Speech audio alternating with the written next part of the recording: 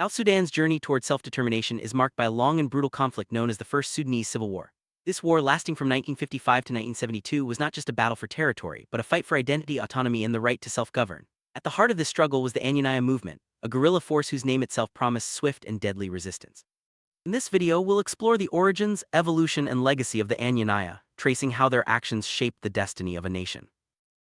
Name Anyanya comes from the Madi language, meaning snake venom. This powerful symbol reflected the movement's decentralized and pervasive threat to the central government in Khartoum. Like venom, the Anyanya's resistance was hard to contain, spreading through the forests and swamps of the south. Their name became a rallying cry for those seeking to break free from northern domination, and it set the tone for the movement's tactics and spirit throughout the conflict. Seeds of conflict were sown long before the war began. Under British colonial rule, the South was administered separately from the North, creating deep divisions in culture, religion, and identity.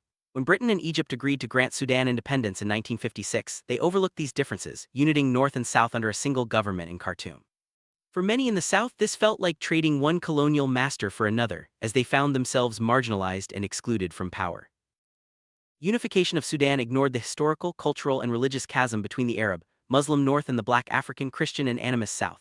The British reversal of their Southern policy at the Juba Conference in 1947 confirmed this union, but Southerners saw it as a poisoned inheritance. They feared the loss of their identity and autonomy, and the seeds of rebellion were quietly taking root. As independence approached, Southerners felt increasingly marginalized. They were systematically excluded from political power, military leadership, and economic development. The sense of betrayal and fear grew as the South anticipated a future dominated by the North. This climate of exclusion and suspicion set the stage for open conflict, as Southern communities began to organize and prepare for resistance.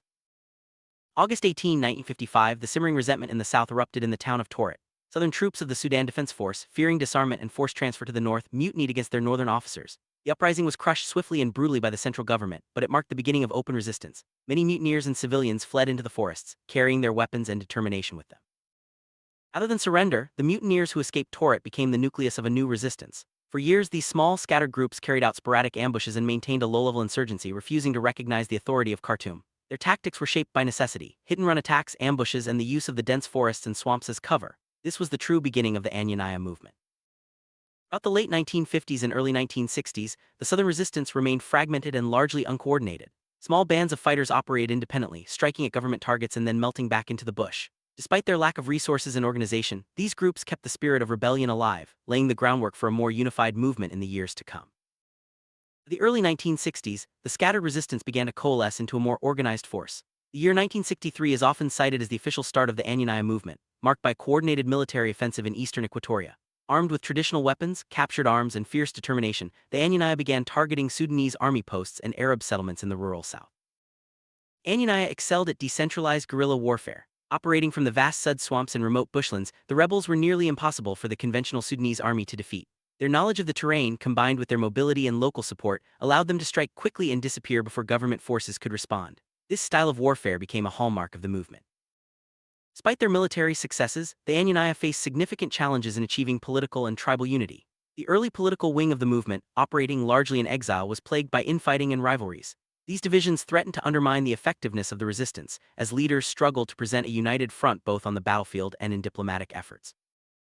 Agri Jadin emerged as an influential early leader, briefly heading the self-declared Southern Sudan Provisional Government. However, his tenure was short-lived, as he became frustrated by the lack of cohesiveness among the movement's leaders. Jadin's departure in 1969 highlighted the ongoing difficulties in uniting the diverse Southern factions under a single vision. After Jadin's exit, Gordon Murtat Mayen took over the political leadership, renaming the political body the Nile Provisional Government. He worked to unite the various Southern factions, but internal rivalries and mistrust continued to pose major obstacles. The struggle for unity was as fierce as the fight against the central government.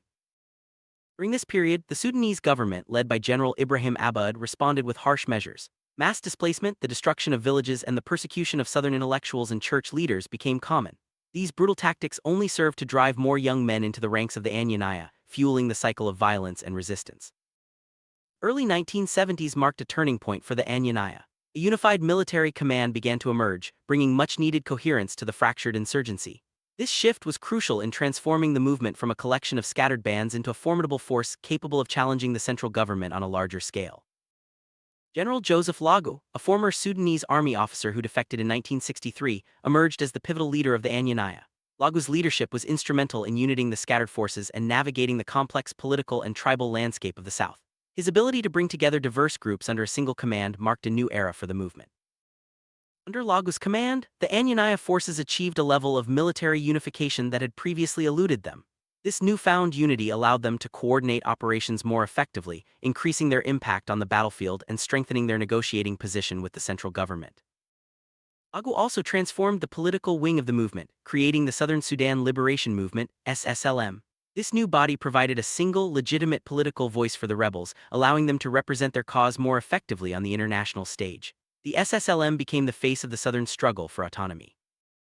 One of Lagu's most significant achievements was securing vital international support for the movement. He established contacts with Israel, who provided weapons, training, and logistical assistance. This support was crucial in sustaining the Anyanya's military campaign and increasing their leverage in negotiations with Khartoum. In 1971, the SSLM and Anyanya had become a formidable military and political force, controlling large areas of the rural south. Their sustained resistance posed a significant challenge to the Sudanese government, which was now led by Colonel Ghaffar Naimari following a 1969 coup. The war had become an international issue, with mounting economic and political costs for Khartoum. Facing a protracted conflict and mounting economic strain, Colonel Naimari decided to pursue a negotiated solution. The war had become too costly to sustain, both in terms of resources and international reputation. This decision set the stage for the historic peace talks that would eventually bring an end to the First Sudanese Civil War. In 1972, representatives of the Sudanese government and the SSLM met in Addis Ababa, Ethiopia, under the auspices of Emperor Haile Selassie and the World Council of Churches. After years of bloodshed, both sides were ready to seek a peaceful resolution. The resulting Addis Ababa Agreement would change the course of Sudanese history. First Sudanese Civil War, also known as the Anyanya Revolution, lasted from the Torit Mutiny in August 1955 to the signing of the Addis Ababa Agreement in March 1972. For over 16 years, the South endured violence, displacement, and hardship, but also demonstrated remarkable resilience and determination in the face of overwhelming odds. Addis Ababa Agreement granted regional autonomy to the South, creating the Southern Sudan Autonomous Region. It established a separate regional people's assembly and a high executive council for the South. Thousands of Anyanya fighters were integrated into the Sudanese armed forces, police, and civil administration, and Joseph Lagu himself rejoined the army as a major general. One of the significant outcomes of the peace agreement was the recognition of English as the main language in the South. This provision reflected the region's distinct identity and helped to foster a sense of autonomy and self-governance. For many Southerners, it was a symbol of their hard-won rights and cultural pride. The Addis Ababa Agreement ushered in a decade of fragile peace in the South. For the first time, the region experienced a period of self-governance and development. However, the peace was always precarious, with underlying tensions and unresolved issues threatening to resurface at any moment. The Anyanya movement, once a scattered band of mutineers, had achieved its objective of regional autonomy for the South. Their struggle and sacrifice had transformed the political landscape of Sudan, proving that determined resistance could bring about meaningful change, even in the face of overwhelming odds. Despite the gains of the Addis Ababa Agreement, the dream of full independence for the South remained unfulfilled.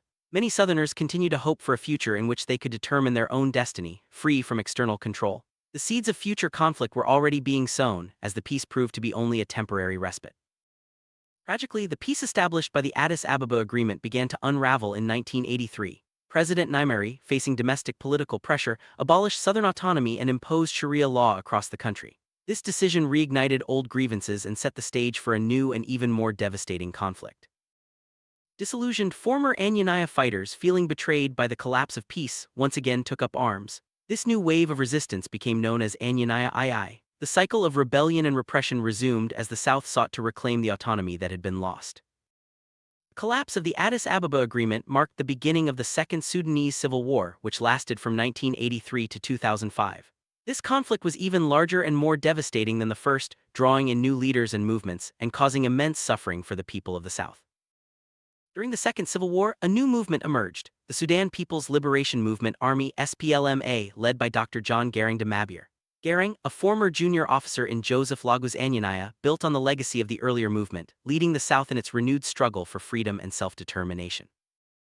Anyanya movement, born from a desperate mutiny and hardened by years of guerrilla warfare, laid the foundation for South Sudan's eventual independence. Their tactics, spirit, and determination inspired future generations, proving that the snake venom of their revolution was a lasting force in the region's history.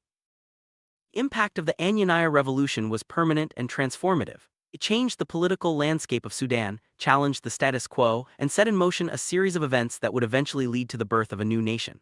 The legacy of their struggle continues to shape the identity and aspirations of South Sudan today.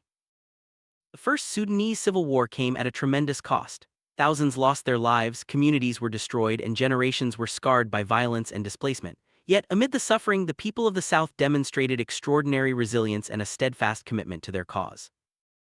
Conflict in Sudan drew international attention and involvement. Neighboring countries, global powers, and humanitarian organizations all played roles, whether by providing support, mediating peace, or responding to the humanitarian crisis. The war's international dimension underscored its significance beyond Sudan's borders. Women played crucial roles during the conflict, both as supporters and as victims. They endured immense hardship, kept families together, and sometimes participated directly in the struggle. Their resilience and contributions are an essential part of the story of South Sudan's fight for autonomy.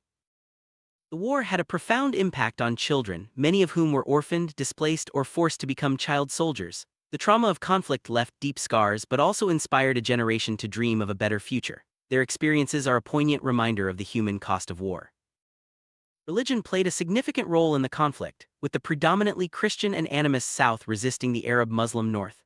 The struggle for religious freedom and cultural identity was intertwined with the broader fight for autonomy, shaping the motivations and aspirations of the Southern resistance.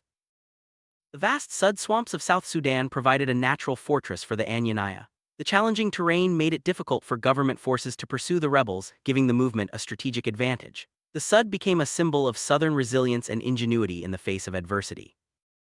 Symbols like the name, Anyanya, and the snake venom motif played a powerful role in uniting and inspiring the movement. These symbols captured the spirit of resistance and became rallying points for those fighting for freedom. They remain an enduring part of South Sudan's historical memory. The story of the Anyanya and the First Sudanese Civil War offers important lessons about the dangers of marginalization, the power of unity, and the resilience of people fighting for their rights. It reminds us that history is shaped not just by leaders and armies but by the collective will of ordinary people. The legacy of the Anyanya movement continued to inspire the South through decades of struggle. Ultimately, their sacrifices paved the way for the independence of South Sudan in 2011. The dream that began with a desperate mutiny finally became a reality as a new nation was born from the ashes of conflict. As we reflect on the history of the Anyanya and the First Sudanese Civil War, it is important to remember those who gave their lives for the cause of freedom. Their courage and sacrifice are honored in the story of South Sudan, serving as a reminder of the high price of liberty. The story of the Anyanya Revolution is not just a tale of war, but of hope, resilience, and the enduring quest for self-determination. As South Sudan continues to face challenges, the lessons of the past remain relevant. The viper's venom, once a symbol of resistance, now stands as a testament to the power of unity and the unbreakable spirit of a people determined to shape their own future.